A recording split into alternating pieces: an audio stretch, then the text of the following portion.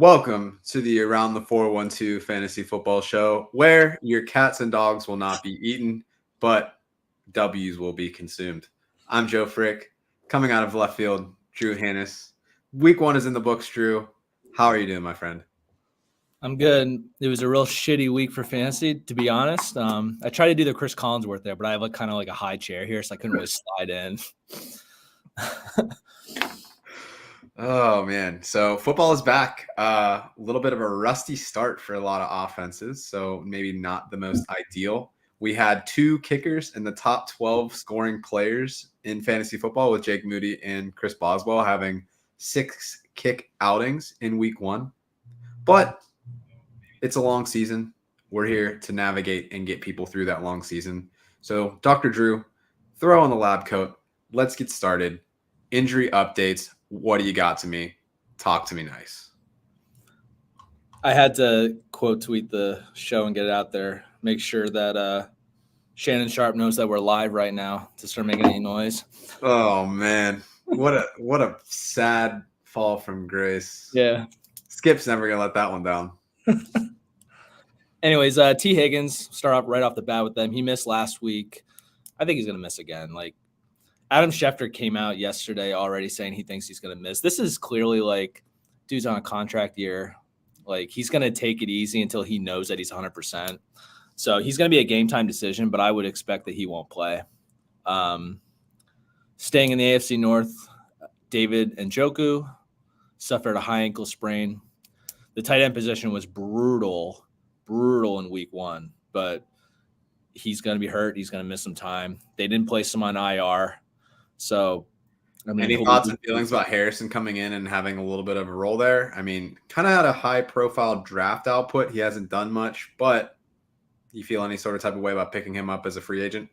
I don't know. I mean, like, Deshaun Watson's been awful. I really think they're going to try to be run heavy. Jerome Ford looked pretty decent. All things huge floor from a PPR perspective. A lot of dump offs for him, most definitely. Yeah, our guy. I think he's going to be a great value where you were picking him. So I think it's going to revolve around Jerome Ford. Amari Cooper is going to get his. Jerry Jeudy was getting a little bit, and even Elijah Moore was kind of involved. I don't see Harrison Ford being someone that you're going to be starting, but it's always something to monitor. Yeah. No, yeah, it's going to be an interesting development. Who would have thought that Deshaun Watson could actually be worse at football than he is as a human? It's pretty impressive. Harrison Ford, because I was like Jerome Ford, and did I say that? I don't. You might have. We'll have to check the tape. I thought of it for sure for a second. So what is the drink du jour today? What do you got going on over there, King? So I don't drink tea. I don't drink coffee or anything. But Zaina made me go get her a pumpkin spice latte. That's why I was a little late when you texted me where I was at. I go with the strawberry acai refresher. Props to you for being able to pronounce that word. If every time I see it, I'm like, nah, I can't. I eat a lot of it, so I better know how to say it. This is the only drink I'll get, and I like the acai bowls, like the frozen bowls. It's in my repertoire. Wow. I'm going to say it. See, I'm a basic bitch. I don't drink coffee either, but I'm going to go pumpkin every time. Like pumpkin beer, pumpkin pie, all that. Like that strawberry, like, nah, that's okay. Like I'll just get a Kool-Aid. Like this is good, though. This is good. I don't know. You have to try it. Maybe someday, probably not, but yeah, that's okay. All right. What else you got for me on the injury front? Yeah, we'll stay at the tight end position. Jake Ferguson suffered an MCL sprain. Surprisingly, it looked pretty bad, but it sounds like he's actually practicing with the working back to form team. That's what they were calling it. I think it's going to be a game time decision. I actually think he's going to play. I would be shocked. Yeah, I think that he's going to play based on what I'm reading.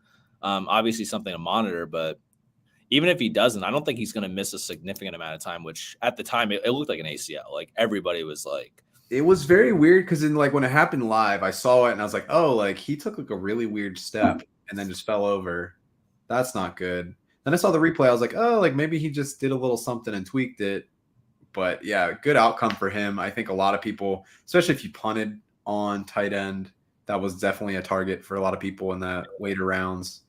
And we've seen it.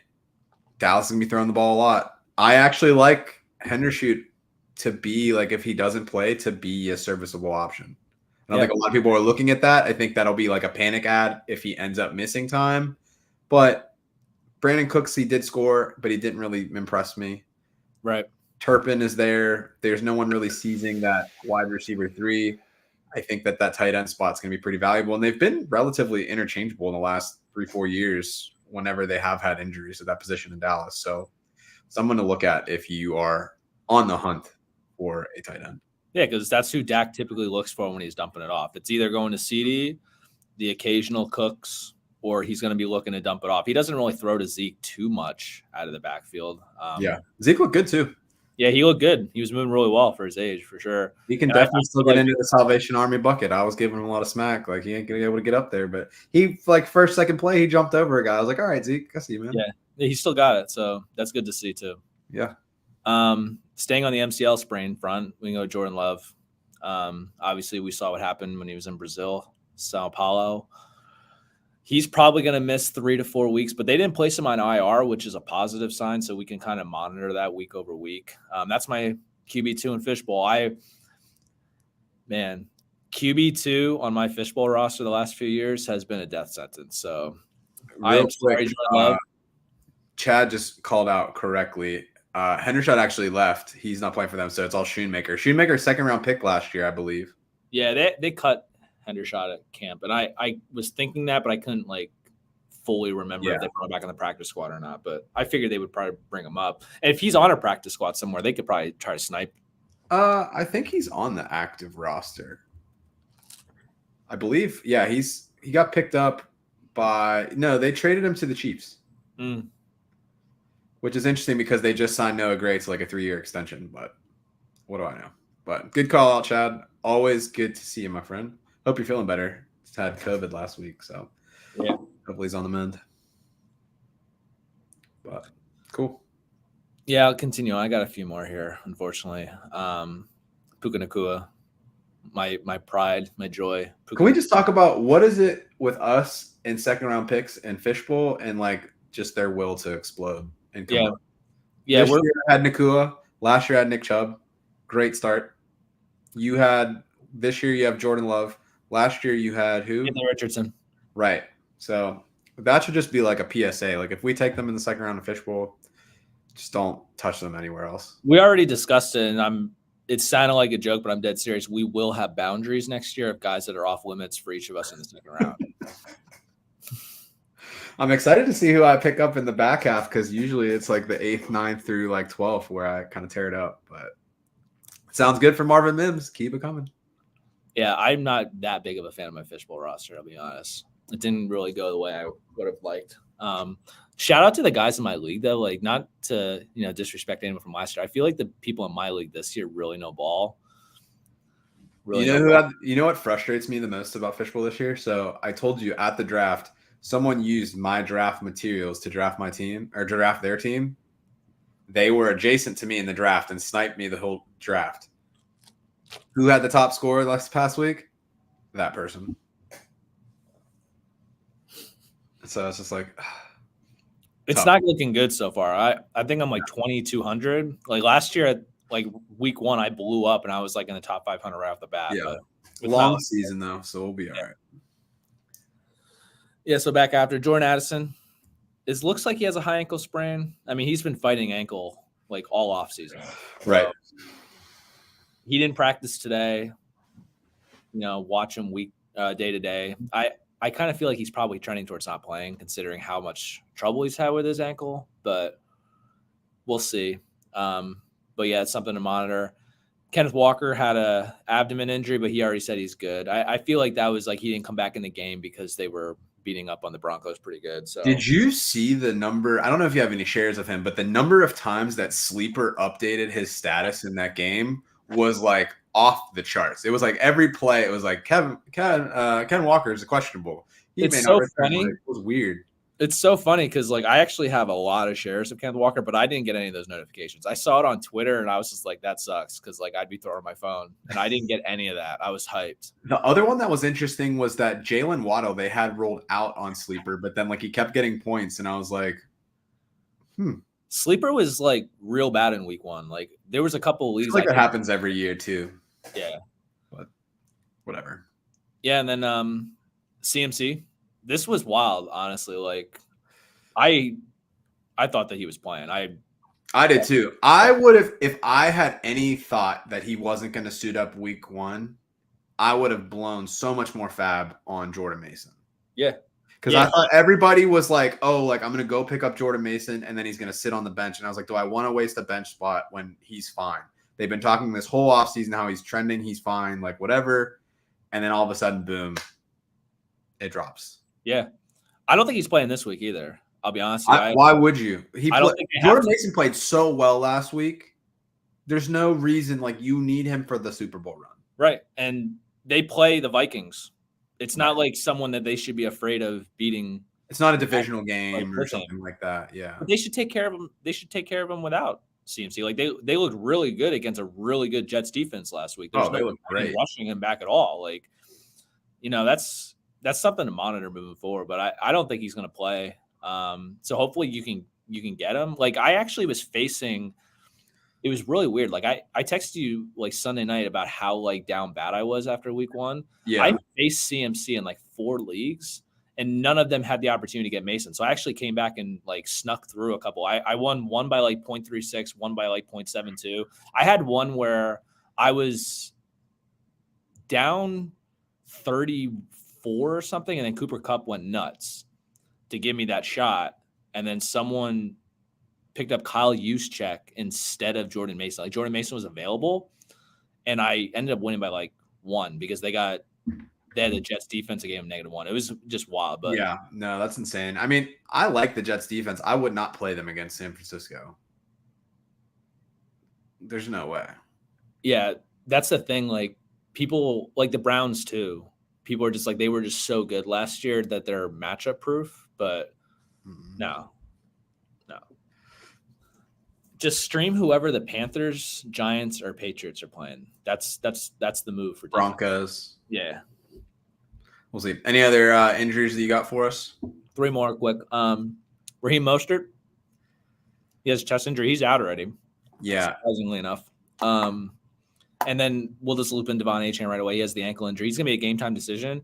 We can just loop this in together. Everyone's hyping up Jalen Wright, but like, is no one acknowledging the fact that he was a healthy and active last week and he's clearly 4th in that rotation? Like he's going to, if they both miss, he might get a little bit, but Jeff Wilson's the guy that you want in that scenario. Right. I don't understand why that's being like, no one's acknowledging that. I think it's because he's sexy, hot, and new, and Wilson is kind of been hurt. He's steady Eddie.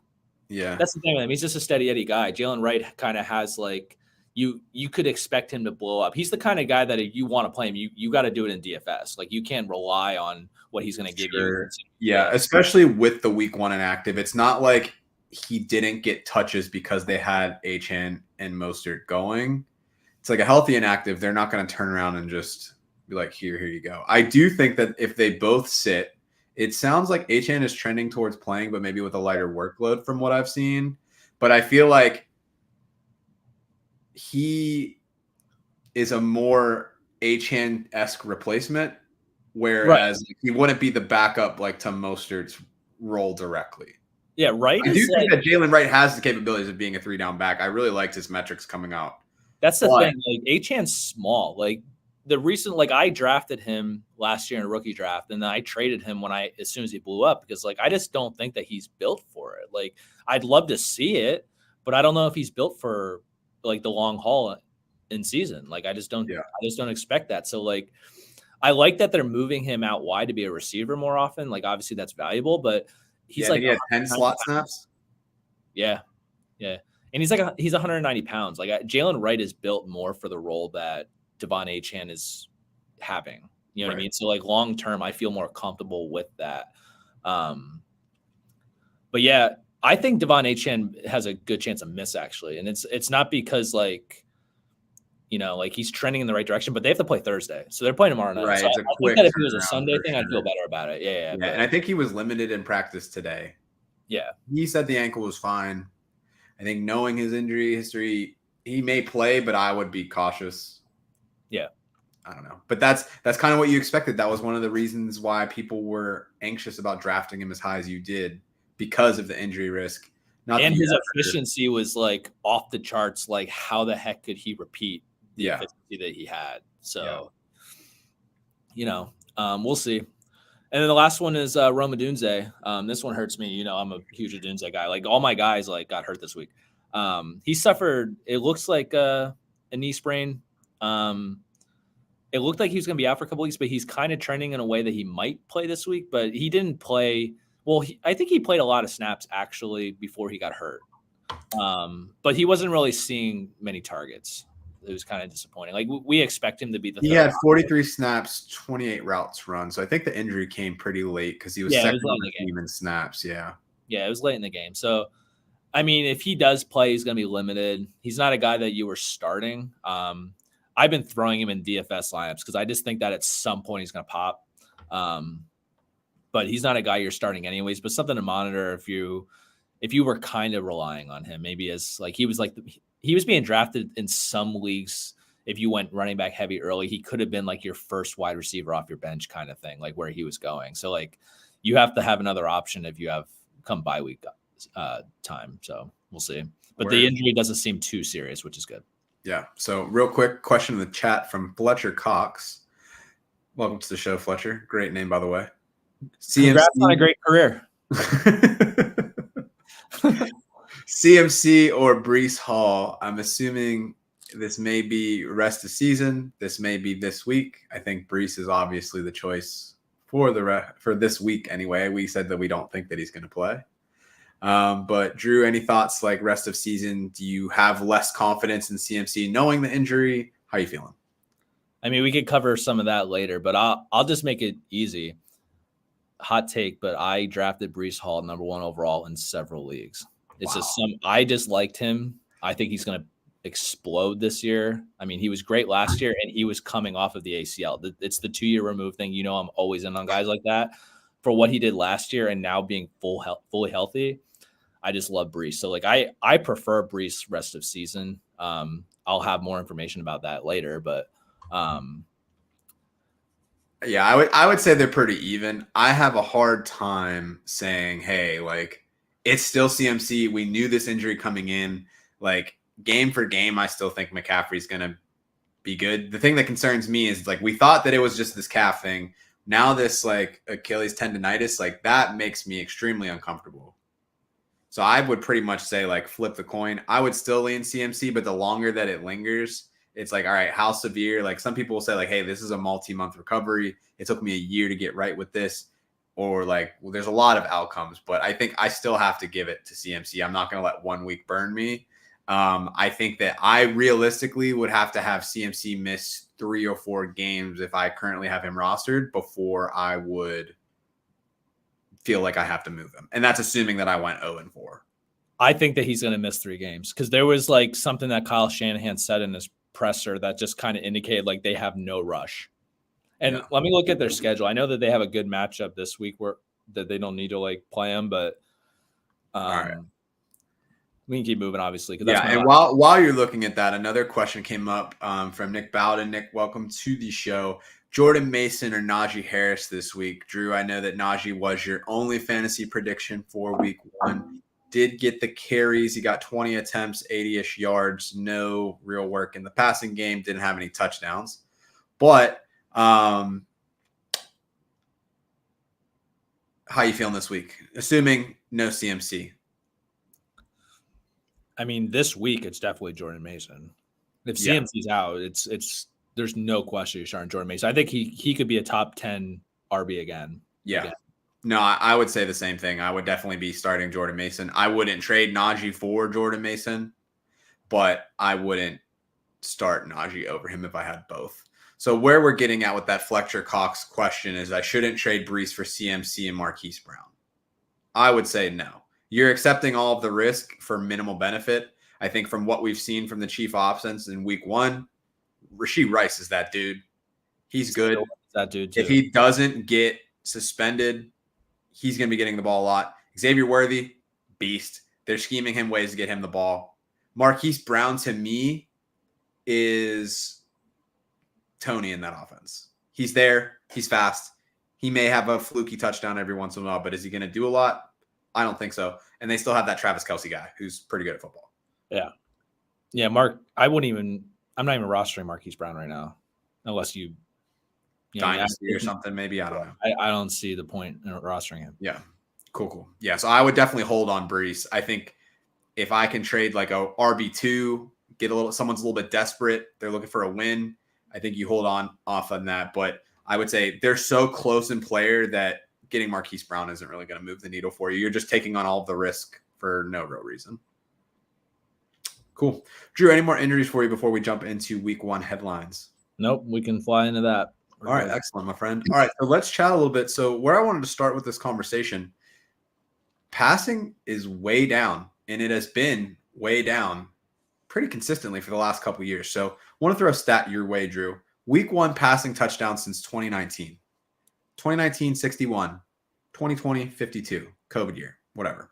2021, 61. 2022, 51. 2023, 37 touchdowns. 2024, 35 passing touchdowns. Are you worried about this new era of, I guess, football, where we've kind of seen this golden age of quarterbacks, people throwing 40, 50 touchdowns, doing whatever. Now we're starting to see, hey, a lot of kicking early. We're seeing a lot more rushing touchdowns week 1. Do you think this is a trend that continues? Do you think that defenses have found a better way to kind of prevent those long passing touchdowns? Like, what do you take from this? What do you see from it? Where do you feel like we go from this from a fantasy perspective? Is it something that you're worried about, or you're kind of just like, like we ride? I mean, we've kind of seen this, like just watching with the eye test of watching football. Like the fact that players aren't playing in the preseason has a huge impact on the first few weeks for our season. Like that's just what it is. Like these guys aren't playing and they're coming out rusty. Like there's a lot of games like last year where it's just like there's like no scoring in the first half at all, and you just hope that they come on in the second half. Like it wasn't really like that this year, but that's something that we've seen. Fantasy football is going to be tough at the beginning of seasons because, like, one, it's always tough because you never know what to expect. Like there's so much coach talk that just stumps us heading into the season, and then these guys just aren't prepared to play ball and score points. So it's like it kind of sucks. It's kind of like week 1 is the last preseason game where guys were getting the opportunity to get started. Like that's just how it is now. And it's funny you say that too, because we talked a little bit about it before the show. ESPN has Justin Fields ranked as QB9 this week. Justin Fields threw for under 200 yards. Yeah. Didn't throw for any touchdowns. Didn't run for any touchdowns, but you see that people are really leaning into that. I think it's definitely interesting from like a roster like construction sort of thing.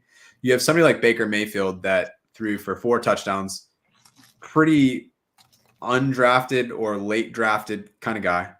Then you have like the Josh Allen's, Jalen Hurts, Anthony Richardson, did a lot with their legs, more so than in the air. Although we saw some fantastic bombs from Anthony Richardson. It was kind of a hit or miss. One throw was insane. That 60-yarder was insane. He could have had 2 more to Adonai Mitchell too that he missed. So it's like you don't know what you're really going to get. I think even looking at like somebody like Brock Purdy, he was a top 10 QB, had a couple drops that could have been touchdowns, could have made for a big week. I do agree with you that I think that that's more to come. But I mean, you have to think the Peyton Mannings, the Tom Brady's, the Ben Roethlisbergers, the Phillip Rivers, like those guys are not there anymore. And the expectation of quarterbacks coming in is you got to be able to do a lot more with the position. So it's like, to me, it just sparks that emphasis of how do I find rushing offense out of my QB position? You look at Jaden Daniels, amazing week 1 performance. He wasn't really throwing the ball at anything crazy, but he got the touches on the ground. See the same thing with Richardson. We see the same thing with Allen. We see the same thing with Hurts. So it'll be interesting to see how all that unfolds. But yeah, it's baffling that we're seeing such a drop off. I think defense is very much so back. Before we get into our next headline, we did have another trade here. So Bronson, welcome to the show. Would you trade Debo, Keon Coleman, and Terry McLaurin for Justin Jefferson, or Debo and Waddle for Justin Jefferson? My other wide receivers are Chase and Ladd McConkey.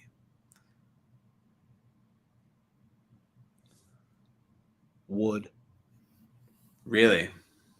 I mean, I'd love to get Justin Jefferson. I mean, I would love to get Justin Jefferson. I think Keon Coleman is one piece of 5 guys because Josh Allen clearly is just going to spread it around. Okay. I think Debo's a good a good guy to give up. Like that seems fair to throw him in there. You're throwing in Jefferson for Debo. McLaurin, like I liked him a lot coming into this. Okay. But I think Daniels is going to run a lot more, and he's not going to spread it out there. He's not going to get it to him as much. I liked him as a number one option, but I just don't know if they're going to throw it enough. He's getting Jefferson, right? Like, yeah, I would say that it's a lot to give up, but I think you're giving up a little bit too much. I think that with the McCaffrey injury, assuming that Debo stays healthy, that Debo is not going to be all that far off from what Justin Jefferson can do. The biggest knock on Debo is that can he stay healthy? I think giving up Debo and McLaurin for Jefferson is plenty. I mean, definitely make that offer, right? If you can take Coleman off, but like I think once Ayuk gets back, I don't feel that bad about doing that three-way because when Ayuk was considered not to be there and he was going to be a Steeler, like that's a completely different story. Debo's a top 10 wide receiver, but like Ayuk is going to come around and I feel like he's not going to be as valuable as we're right. But I mean, if you just look at like the way that he had touches on Monday night, he's getting work as a running back. He's very much involved like in the receiving game. Like their game plan revolves around Debo Samuel.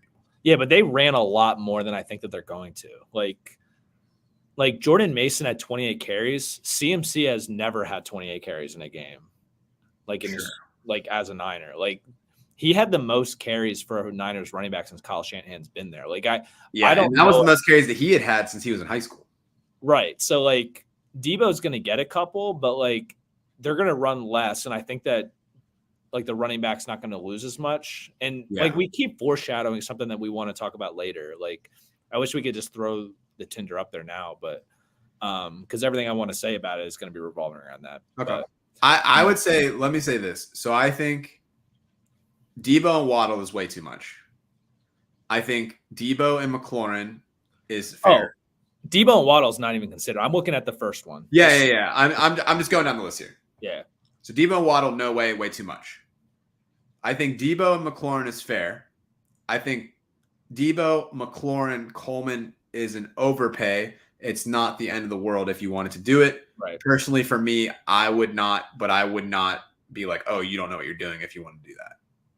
But I think I don't know. I just feel like you're giving up a lot for one player. If you think Coleman's gonna pop off, that's different. But we've talked about this.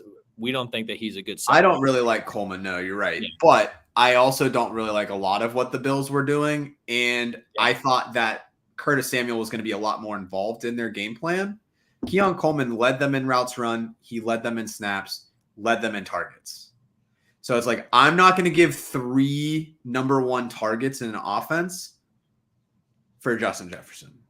The only thing is like Keon Coleman's like the only physical receiver that they have. And I feel like that's why he was out there so much. Like they don't have another guy like him that's built like him.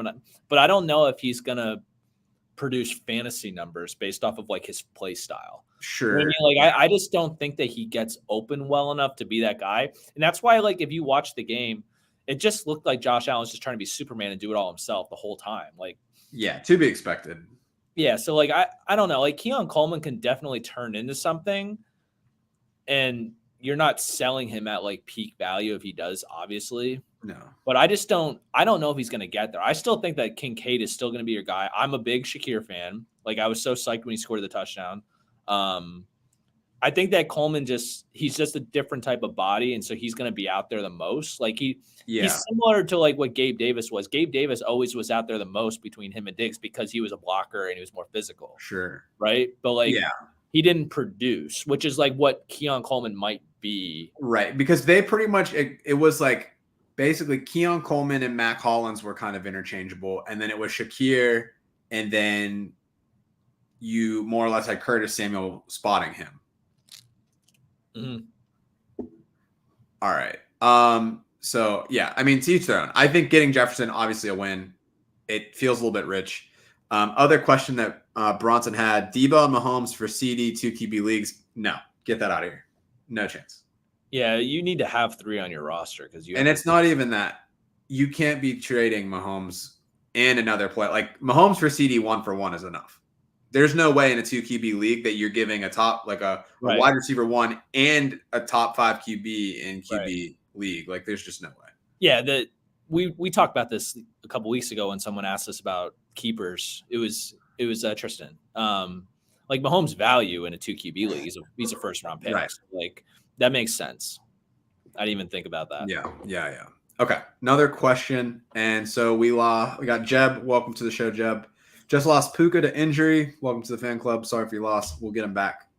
Which leads me to start Worthy, wide receiver 2. I do have running back depth, so I'm looking to move James Cook for a wide receiver. What level wide receiver can I expect to get in return for James Cook? We got to go to your set. I am going to pull up a chart real quick for you. So this is something that I use a lot. There's a guy named Alex. His Reddit handle is Peaked in High School. He does stuff for Draft Sharks. So we reference his charts a lot. He provides charts for standard PPR, half PPR, all that good stuff. And so you can kind of get a sense of like what you're looking at. So this looks like it's going to be a standard league. So let me pull up the standard. So if I'm looking at, and Drew, do you want me to pull it up on the screen? Yeah, you can. I've actually never looked at it. Usually you just view it. So let's do this. So let me pull this up real fast. I'm going to share that screen for you so we can see what we're doing here. And then I'm going to give you the keys to the kingdom here. All right, so we're going to put our faces onto the side. I'm going to zoom on this just so you can see a little bit better of what's going on. But essentially what he does, he breaks things down into different tiers, and then he provides like the trade value for different players. So what you can do is you can say, hey, like I'm thinking about trading for Tyreek Hill. Tyreek Hill has a trade value for about 60.5. If someone's offering me Joe Mixon, I'm going to need a lot more. If someone's in a similar tier or range, hey, maybe I can consider it. So in your case, the comment. Oh, yeah, sure. So if you're looking at what can I get back currently, and this is something that gets updated every week for James Cook. So if we're looking at James Cook, he's in this kind of lower tier. So the Aaron Jones, James Cook, Rashad White. We can see in the last week that they've gained or lost value. So players that are in that tier that we can be looking for. Rashee Rice, if you could find a way to swing that, smash immediately. Jaden Reed, I would wait one more week. If Malik Willis plays and everybody panics, I would go after Jaden Reed. Zay Flowers does nothing for me. He was kind of like the PPR machine, but because you're in zero PPR, does nothing for me. Devonta Smith, I like a little bit more. I think as you get up the sheet, probably a little bit less going on. Another player that you could target that I'm very high on, I know Drew likes a lot, Malik Neighbors. Tough week 1. He was all over the field. They targeted him a decent bit. It was just a pretty rough outing for the team. So there's another way that you could attack there. So he was actually the first guy to come to mind when I saw the question. So I think that those are some players that you could target. But another one too is I would see if you can maybe even get Marvin Harrison Jr. if someone is very afraid of what what happened last week. Yeah, so he's in like a couple tiers away. I would be shocked if someone does it, but like my mom always said, the worst that they can say is no. Yeah. So that's a resource that we have. That's something that I reference a lot, especially in redraft leagues. Give Alex a follow. Great dude. A lot of good analysis. So a lot of different things that you can use there, but definitely cool. And Chris Olave too. I don't think that he belongs in that tier. I think that based on the fact that they put up 47 points last week and he was pretty quiet, I think that could have dropped him out of that tier. Yeah. And so Jeb had asked, what about DJ Moore? Someone offered him for Cook. I think that's a smash. Yeah. That seems like a fair deal, especially based on the chart. They were in the same. And then Chad had said he might disagree about the trade for CD. So only scrape by as QB 12. I think the thing though is that he may not have the top 6 ceiling. It's the floor that you're guaranteed. I just don't agree because last year it was a completely different scenario. He didn't really have the weapons that he has now, and I think that their offense is going to be better. Yeah, like we've talked. I was really concerned with him last year. There was a couple of years ago that he had a little bit of a hangover after they lost the Super Bowl. I think he kind of has those seasons, but their weapons are really good now. I think that he's going to be better again. Sure. Yeah. All right. So one last headline that I did want to talk about a little bit. It's really two, but I'm going to parlay this a little bit. So last week, if I would have had you guess who you think is going to be tight end one after week one, few names that we could have had: Kelsey, Andrews, Kincaid, all these different guys. No. Isaiah Likely, your guy, Coastal Carolina, stand up. Drew, what are you thinking about Isaiah Likely? Is this trend likely to continue? Do you see him sustaining a role in this Baltimore offense? Do you think that he can be a startable tight end week to week? Yeah, I mean, we talked about this a little bit at the beginning of our season when we were doing mock drafts. I felt like Likely there was a lot of buzz that he could have been their typical wide receiver too. Like that's the way he's built. He moves pretty well for a tight end. I think that he's going to be involved. He's obviously not going to have the week that he had week one. Week one was probably his best week of the season right off the bat. Mark Andrews, as you discussed, was coming off of that car accident. He didn't really practice. I didn't realize it was as bad as it was because I don't think anybody did because it was very quiet. Yeah, because it was like it happened. They said he's fine. He talked about it at the next day in like the locker room, like a presser. He was like he's fine, but like it was just really weird because I didn't realize he wasn't practicing because of it. So it's like, yeah, he looked like he was behind. He genuinely looked like he was behind and not really with it. Yeah. So I think that it's going to be Andrews. Likely's going to be in there, but Zay Flowers is going to be in there. There's probably not enough ball because I don't think Lamar really throws it enough. Like his passing numbers are usually down in terms of attempts. 35 overall targets in the game. Likely had 12. Flowers had 9. Andrews had 2. And Andrews was bracketed and doubled quite a bit last week. Yeah. Plus with him being a little bit slower off. I think 35 attempts is elevated though because they were playing from behind. It was game script. Yeah, for sure. And I think that that's something that they'll have to deal with. So yeah, I do think that Likely is somebody that you want to keep an eye on. They're running a lot of 2 tight end sets, so they're going to be on the field. Yep. Who ends up getting the ball? Always tough, but Likely's athleticism, fantastic. He probably finishes as top 10 tight end this year, to be honest, or like right around there. It gives me a lot of like Gronk, Hernandez type vibes. Yeah, and one of them, it's like it was weird. Whenever like the old Pats with both of them, it was like one guy got the touchdown, they got the points, and the other one got the yards, and it would just flip back and forth. So it's like. Yeah. It's something like that we might see. I feel like Mark Andrews is going to be more the touchdown getter. Yeah. But when Likely gets a touchdown, it's going to be a big play like we saw. Like that's the type of guy he is. So he's going to flirt with top 10. Andrews, hopefully he recovers to the point where he was because like it is concerning how he looked. I don't know how long it's going to take for him to get back to where he was. And if teams are keying in on him like they were in week one, like we got to see how that progresses. Maybe he's the one that's the odd man out, which would be crazy. Like I told you, we talked about this off the show, and I was like, I never really get it with him.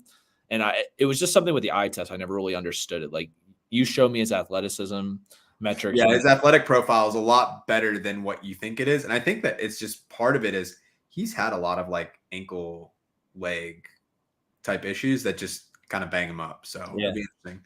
So the parlay that I have on that is Likely was a very unlikely, no pun intended, top at his position. I think week one, you see a lot of variance. We see other players that you probably didn't necessarily predict to have big performances at their position in week one. Tight end number 2, Foster Moreau. We have wide receiver 3, Alan Lazard. Alan Lazard, though, I feel like we screwed up. Like, I feel like as an industry, we screwed up by not recognizing the fact that he is Aaron Rodgers' best friend. He brought him over from Green Bay. Mike Williams coming off the ACL. Like, why did we not see this? It's just weird. Like, yeah.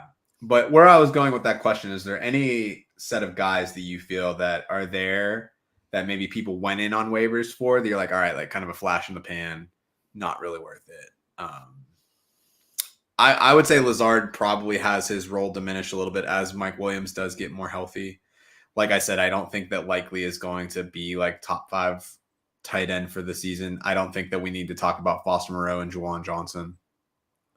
Yeah, they scored touchdowns. There's the reason why they were up there. It was just outside of Isaiah Likely, the tight end position was just it's pretty brutal. It's like if you didn't score a touchdown, you weren't going to score more than 10. Yeah. So you're not going to run out and get Derek Carr as your QB now. That's wild though.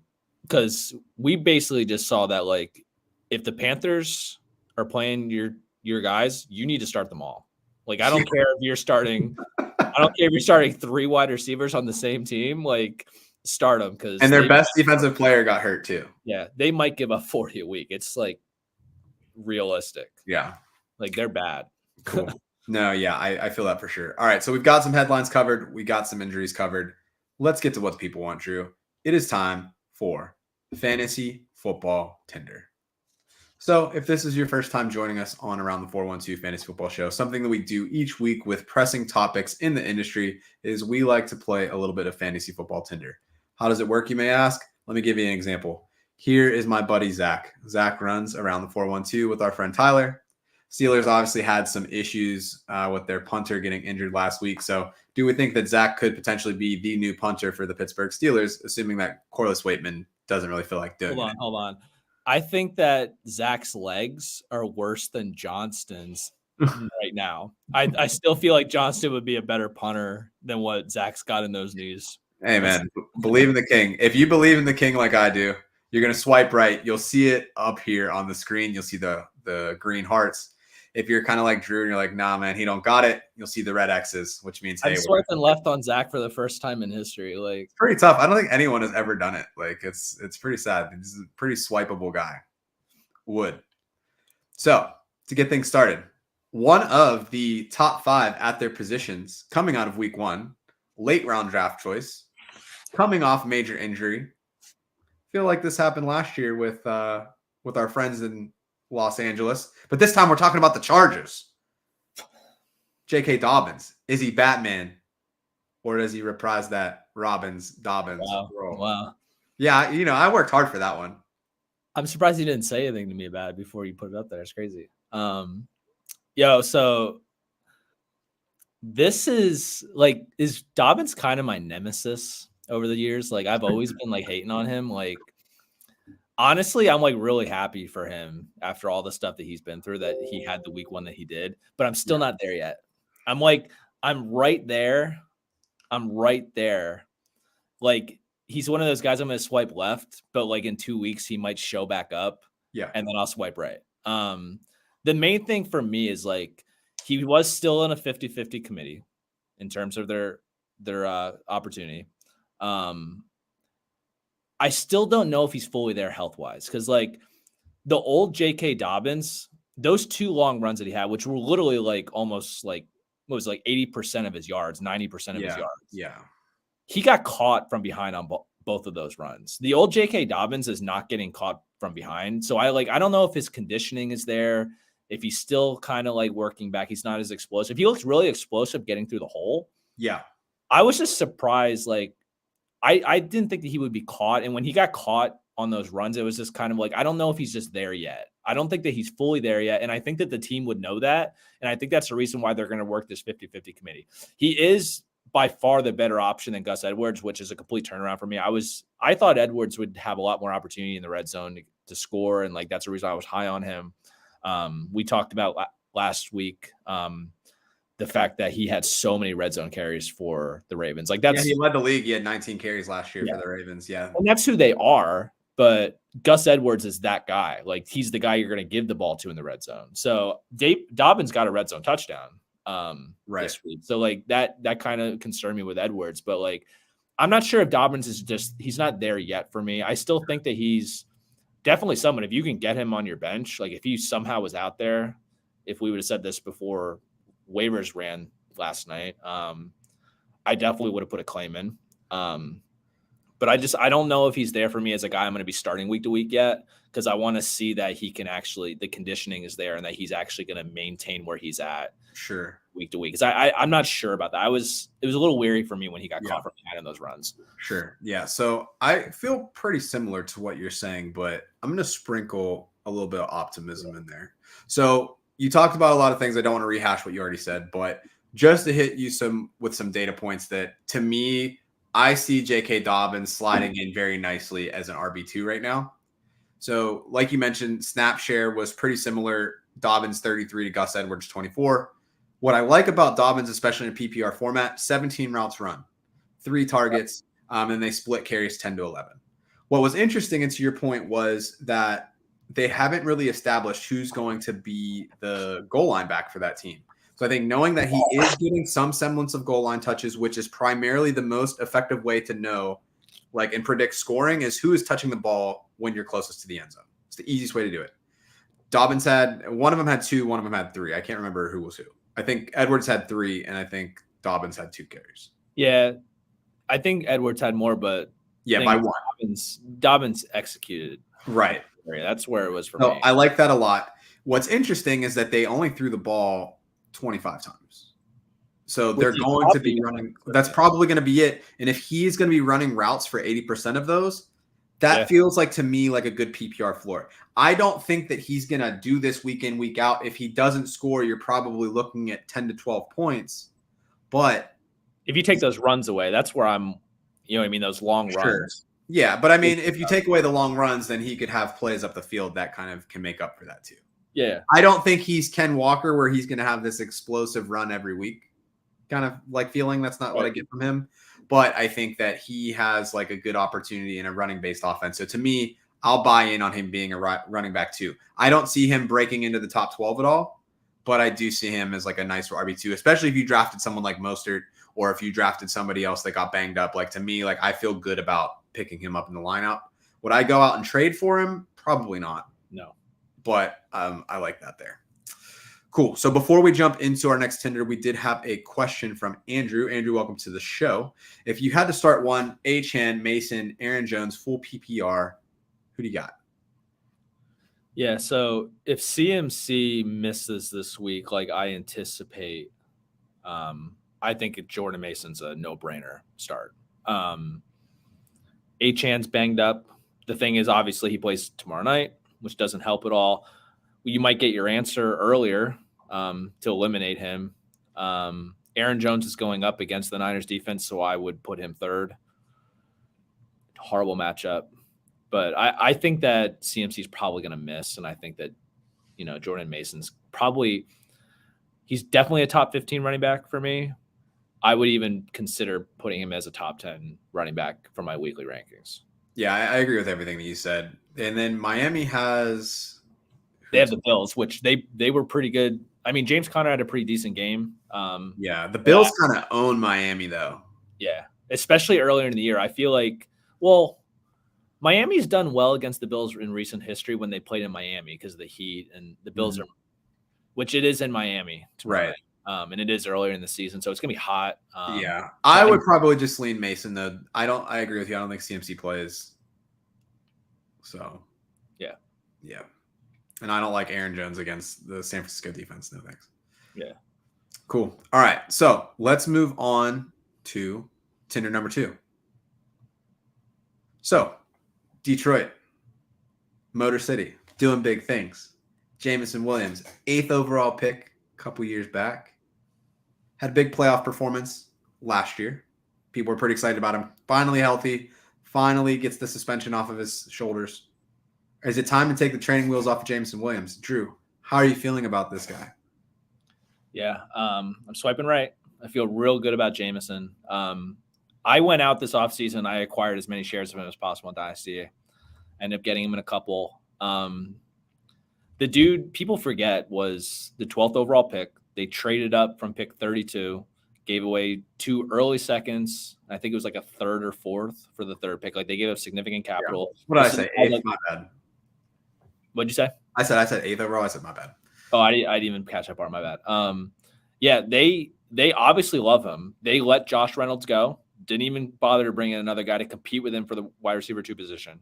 Yep. He was on the field for 52 out of 61 plays, led the team with 9 targets, 32% target share.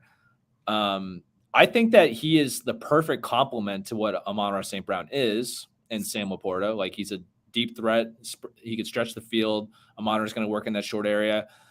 I think that he is for real, and I do kind of worry about Sun God a little bit in the sense that, like, I think that we've talked about the weapons that the Niners have had over the years. I was just thinking that same exact thing. Yeah, I think that Detroit it's worse. Like, they have a top tight end, like, for fantasy. Like, it's no. I know what you're saying. Amazing for real football. Sam Laporta's arguably one of the top 2-3 tight ends in the league. Sun God's a top 5 wide receiver. Jameson Williams, I'm pretty sure after this season is going to be looked at in a much different vein.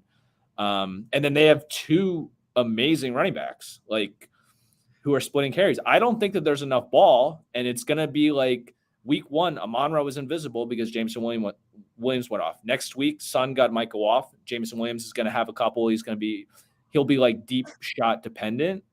I think that this is going to be horrible for fantasy owners because I think he's a really good player. So I'm buying in on him, but it's going to be annoying because you're going to have weeks where your first round pick, Sun God, is going to be having rough weeks like he did week 1 because Jameson's going to do it all. And then some weeks are going to run heavy depending on their matchup. And then Montgomery's going to get in the end zone. Gibbs will get in the end zone. And then like, there's going to be nothing for the receivers as much. Laporte is going to go off. Like they have too many weapons there now. So it's like, it's going to be boom bust with all of them. See, right. So as I've said or shown, I'm swiping right as well. I think the person that this actually most negatively impacts is Laporta. Laporta ran the 3rd most routes out of the group. I think that Sun God, he didn't have the performance that you want. I'm not worried about him. He is that locked in possession receiver. Hey, we need to play. But if you watch that game, man, they were scheming every way they could to get Jameson Williams. Yeah. Like just drag routes. Like my dude, just go and get it. And I don't see how that stops. I don't see him as like a boomer bust player. I think that if I have Laporta right now, like he gets into George Kittle territory where it's like, all right, you are 3rd now in the pecking order. And like, when is it going to blow up for you? The only thing too, to your point, like you're 100% right, is that I think Laporta is the best guy that when you're in the red area, who's going to the red zone for sure. Yeah. Because Amon-Ra St. Brown's too short.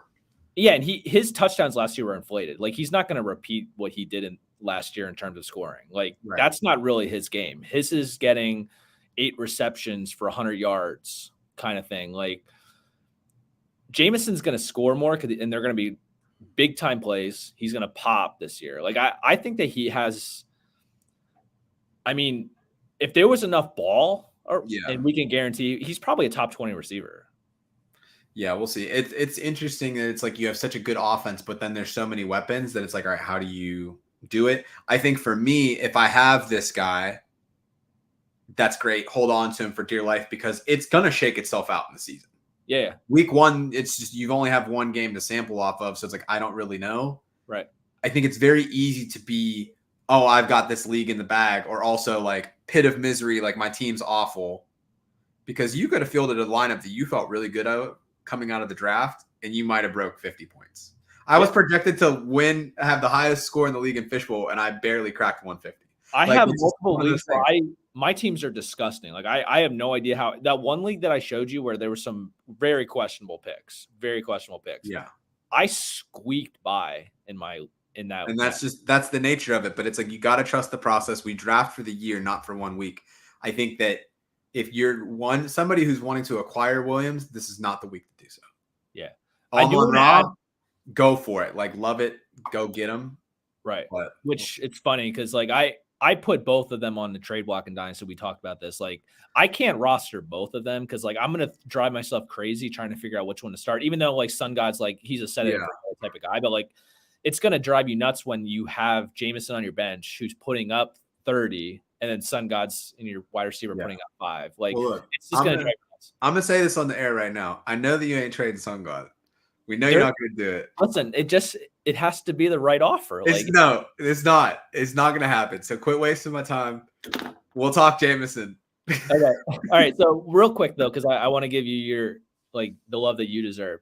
I think this is the best time to talk about your charts. Like it's going to be really important week to week to identify matchups that they have where you need to focus on the running backs and when you need to focus on the receivers. And like Mike Clay does a really good column once a week where there's wide receiver quarterback matchups.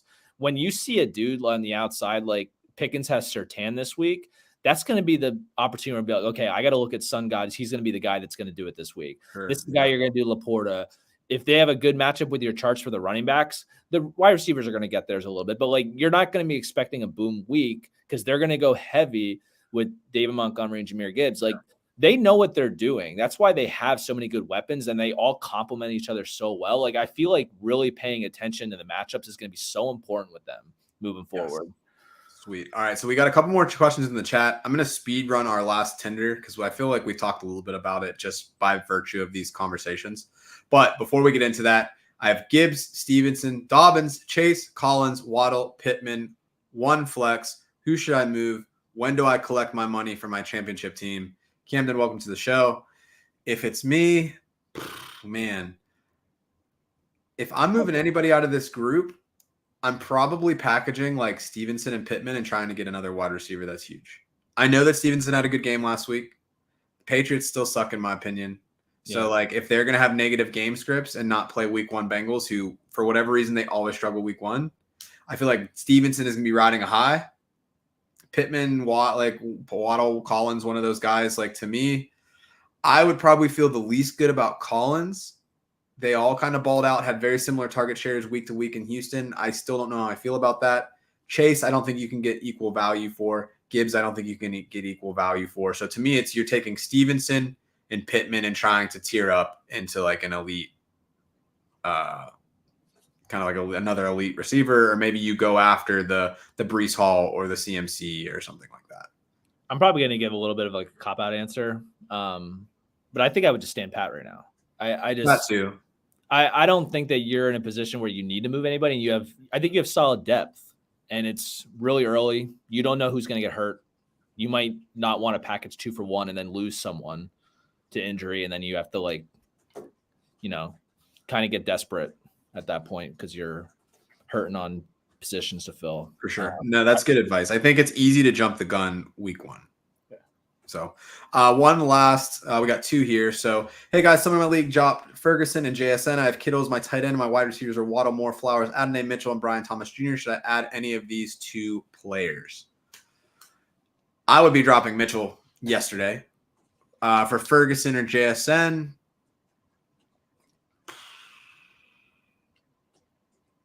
probably I still think even though Tyler Lockett had a good week 1, I think that JSN takes things on throughout the course of the year.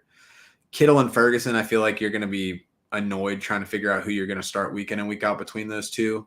But I think Mitchell, there's not enough pass work in Indy for him to really have that sustained look. I think he'll have some big weeks, but I think it's going to be very boom bust. How did JSN do last week? I kind of feel like Kenneth Walker's week was so big. Shout out to you for that call.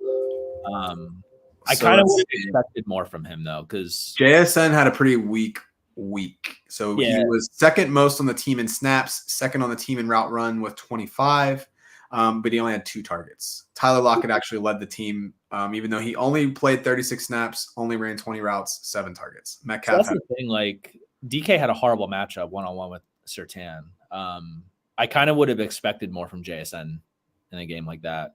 I know that they ran the ball a ton, and they also had the long touchdown run from Geno Smith too, which was so weird to see, honestly. I like JSN though, and I think I would try to pick up Ferguson because I love Kittle. Like I love Kittle. The dude's just awesome. He's the best tight end in football, in my opinion. Not in fantasy, but in real life football. Yeah, just all around, and just he's such a dude. Like I just love the dude.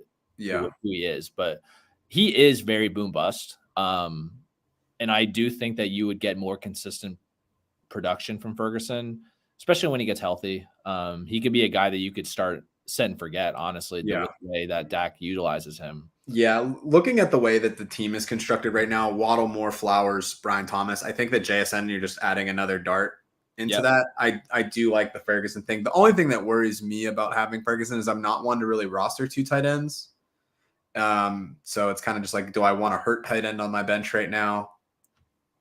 I typically don't roster 2 either, but I've actually rostered 2 quite a bit this year with Ferguson just because he went so late. I just feel like he kind of had more value than a lot of the dart throws back there because you can kind of know what you're getting. Sure. Good deal. So we're basically saying Ferguson for Mitchell. It's basically the call. Cool. All right, so I missed this one on the way back. So get back to that. Parker, welcome to the show. DK Metcalf or Flowers? What are you feeling this week, Drew? DK, obviously not the greatest performance week 1. Week 2, we're looking at Seattle against New England, getting Christian Gonzalez this week. Baltimore has Raiders. Las Vegas Raiders. Yeah, DK has another really poor matchup. I think Christian Gonzalez.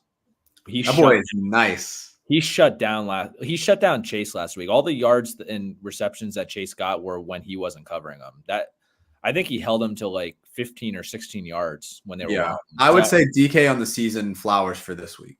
Yeah, agreed. Especially because the Ravens obviously try to get the ball into his hands as much as possible. I think that he's the safer bet for sure. Yeah.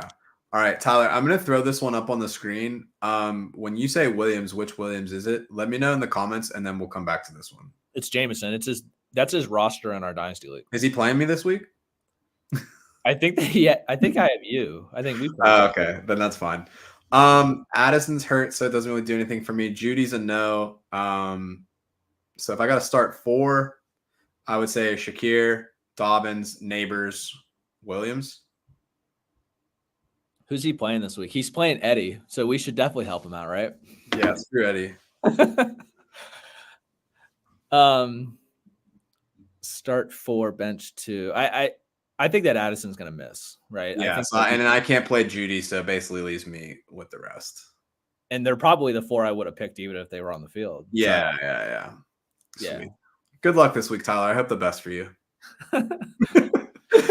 All right. BJB, welcome to the show. Should I trade Stephon Diggs for David Montgomery, Josh Allen, Saquon, Mason, Zamir, Wilson, DJ Moore, Diggs, Jaden Reed? He definitely needs help. It feels ugly to me, so that probably means that it's a decent trade. He definitely needs help at running back because Zamir was a disappointment. I cannot believe how little. I mean, it was negative game script. But I don't understand. I don't think Alexander Madison's very good. I've been calling him medicine for years.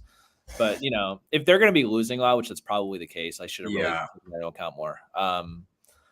Jaden Reed, like that sucks so bad. Like that dude is so good, and Malik Willis, if he plays, which I think he's going to play, and they're not picking up a new quarterback. Like that's not. They're going to be abysmal too. Like Jaden Reed's the only one that you can consider starting because he's going to get his own rushing opportunity. But they're going to be brutal to watch.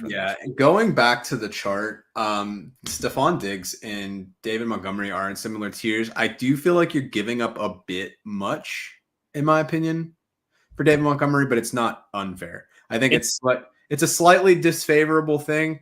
It may make your team better, especially if you're not planning on playing him, especially knowing that Mason probably isn't the forever guy. And if you have a lot of confidence in someone like Jaden Reed, then to me, it's like, all right, like go get your guy. You're giving up a wide receiver in a crowded room for a running back in a crowded room. Yeah. So cool. All right. So we got Cap for Life back for another week. So good to see you, my friend. 14 team PPR league, my team. Allen Jacobs, Chan Rice, Pittman McBride, need a flex option. Shakir, Coleman, Benson, Bigsby, Parkinson, Dortch, respect Greg Dortch, Jeff Wilson. Do I go after Zeke, Zach Moss, or Zamir White? I'm assuming that if you're going after those guys, that means that it's going to be from a trade perspective, because I doubt that in a 14-team league. Zamir White's an easy no. Zach Moss does nothing for me. Zeke is old, but I guess he's on a good offense, so I could get behind it. I wouldn't really necessarily go after those guys. Drew, I would say that it comes down to 3 options for me this week out of those guys. I see Shakir, I see Dortch, I see Jeff Wilson. I think Jeff Wilson is going to be dependent on the Chan news. So if Chan is also not playing, Jeff Wilson becomes an easy start for me out of those 3. I think that if Chan is playing, I would probably go with Shakir over Dortch, even though I do like Greg Dortch a lot and his slot role in Arizona. Thoughts? Yeah. I mean, I'm definitely in agreement. Jeff Wilson's probably the guy if both sit. Of course, both of those guys are in the Thursday night game, so you're going to make your decision pretty early. But who did the Jags have? Because this past week or coming up? They have the Browns, so Bigsby's out. But I do want to highlight the fact that Bigsby and Etienne split a bit. I know that Etienne a lot more than what was expected for sure. Etienne had a really rough fumble though. Like he basically lost in the game. Yeah, that lost in the game, but Bigsby looked really good. I think that there's something to that room. Doug Peterson said at the combine in a presser that they played ETN the amount of snaps last year out of necessity because they had no one else, but they want him to not carry the load as much as he did. So they basically took a shot at Bigsby. Like, you didn't have it last year. He seems like he has it this year. I think that's something to watch there. He's not starting this week against the Browns. So I think you're looking at Dortch, Wilson, or Shakir. If Achane plays, well, he has Achane at the top, right? So it's Achane or Wilson. Oh, so you're going to play either one of those two. I got you. So then to me, it's Shakir. Yeah, that's what I was about to say. Okay, good call. Okay. So we're trying to get through these comments here real quick. So we're going to reprise a comment that was had before. So we had Camden again. He said, who do we think from a flex perspective? Let me pull back that lineup. So that was the Gibbs, Stevenson, Dobbins, Chase, Collins, Waddle, Pittman. Assuming that this is PPR, I'm probably trotting out there this week.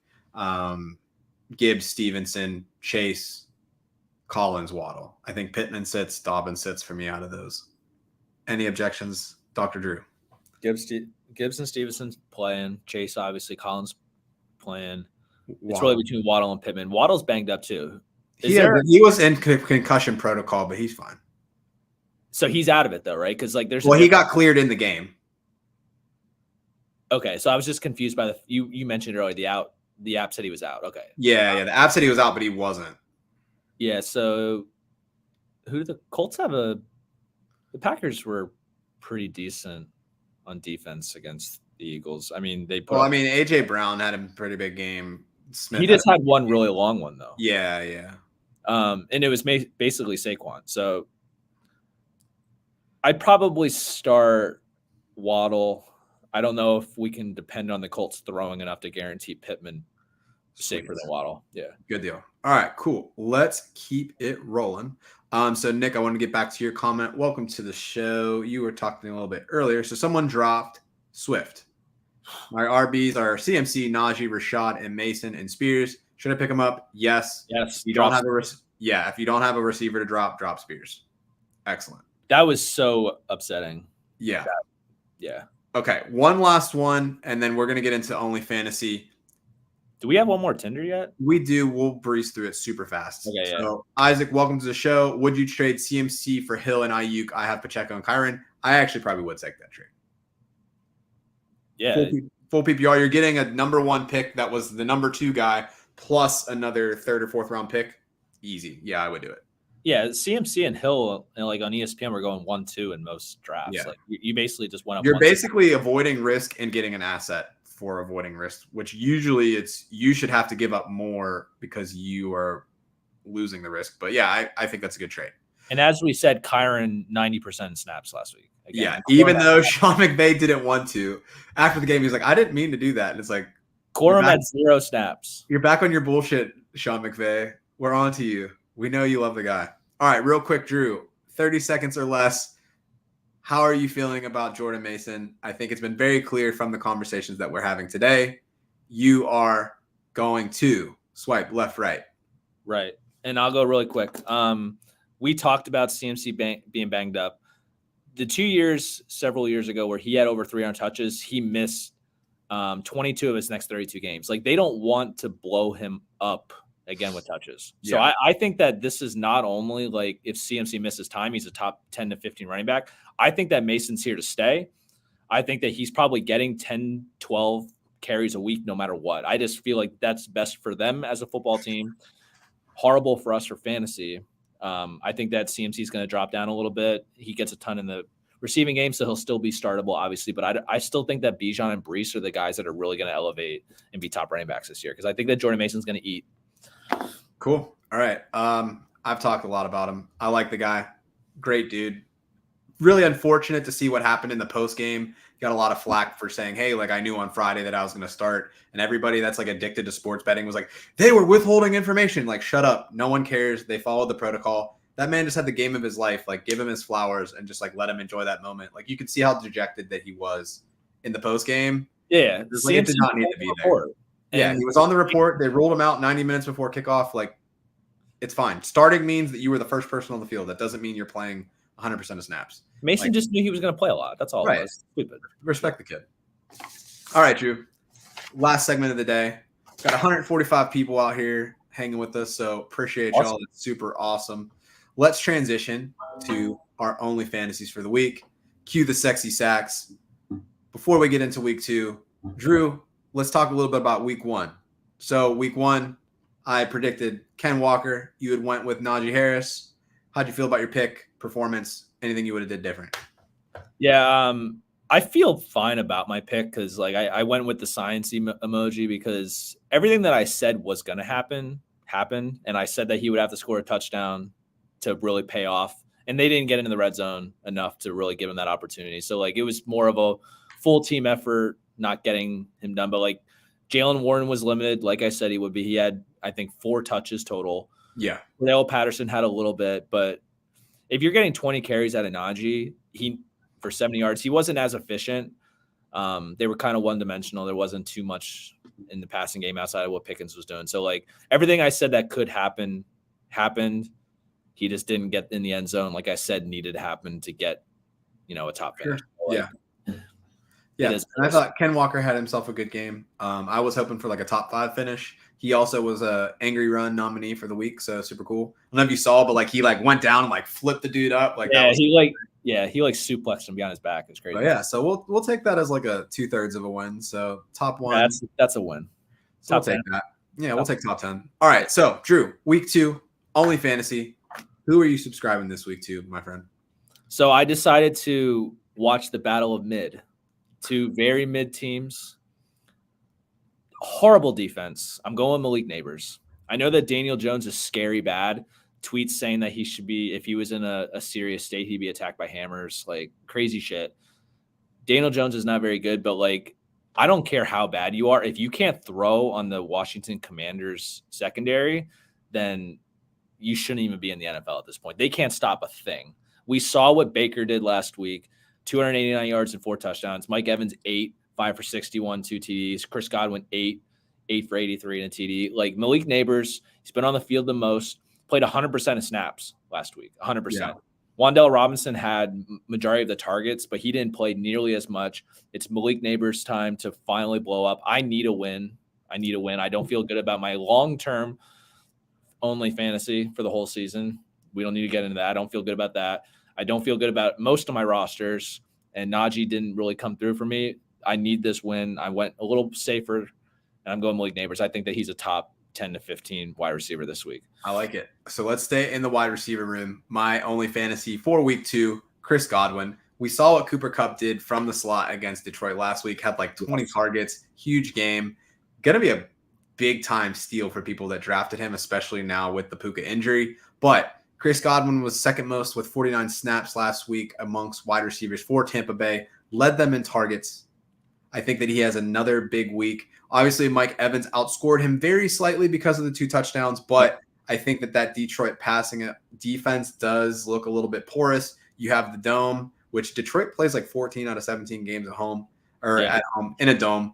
So good conditions there. We don't have to worry about that. Chris Godwin also 2 years out now from ACL land, or is this his 3rd year out now? It's been quite a while to the point I thought he had won 2 years ago for something he was banged up for, but I think 2 years ago he was returning, and then he was kind of back and forth. Maybe last year he was returning. I don't know, but I really like what they're doing, putting him back in the slot. Funny enough, Jalen McMillan led the team in routes run week 1, also had a touchdown. So he looked good. He had a couple called back, but I think Tampa Bay keeps it rolling. I think that Baker is legit, much to the dismay of all of the cat and dog eaters of Ohio. But I'm really liking Chris Godwin this week. So I want to add something really quick based off what you just said too. There was just a report that Puka Nacua is going to miss longer than the 4 weeks for IR, and they have their bye week 6. Yeah, I don't think we're seeing him until week 7 at the very earliest. It could even be worse, and I hate everything about it as a Puka owner. 100% of my leagues, it's going to be brutal. Yeah, that's tough. That's real tough. Well, things that we don't hate. Having 147 people chatting it up, talking ball. Thanks to everybody that was in the comments today. I thought it was a really fun show. But if you're looking to find us, here's how you can do so. On X, AT412FF show. Also can see our personal handles right here on the screen. You can find us on YouTube at Around the 412, as well as Twitch at Around the 412. If you're watching on YouTube, we have the link for Rocking Around the 412 Year 7. that is already underway. We've got about $600 raised so far. In the last 6 years, we've raised about $32,000 to help kids in the Pittsburgh area have a better holiday season. So that's something that we're really passionate about. So if you feel like you're getting good help, if you're having a good time chopping up on the show, or if you just want to help kids in the Pittsburgh area, because that's what really matters. We're just dudes that like to talk ball. Feel free to check that out. Drew, any last comments that you would like to leave the people with before we wrap things up for our week 2 primer? Brew Crew 8788, start Jerome Ford, because Jaden Reed likely to deal with Malik Willis, and T. Higgins is likely not to play. So very easy one. There you go. Any other parting tidbits of wisdom, my friend? Just don't search Shannon Sharp on Twitter. Well, on that note, always make sure that your phones are off when you're going to do the nasty. Always check your rosters right before kickoff. And as always, on Wednesday evenings, tune into the Around the 412 Fantasy Football Show. I'm Joe Frick. That's Drew Hannes. Best of luck in week 2. And if you have any last-minute questions before any kickoffs this week, holler at us. Happy to get those questions answered. So thank you all for tuning in. We'll catch you soon. Good luck, everyone.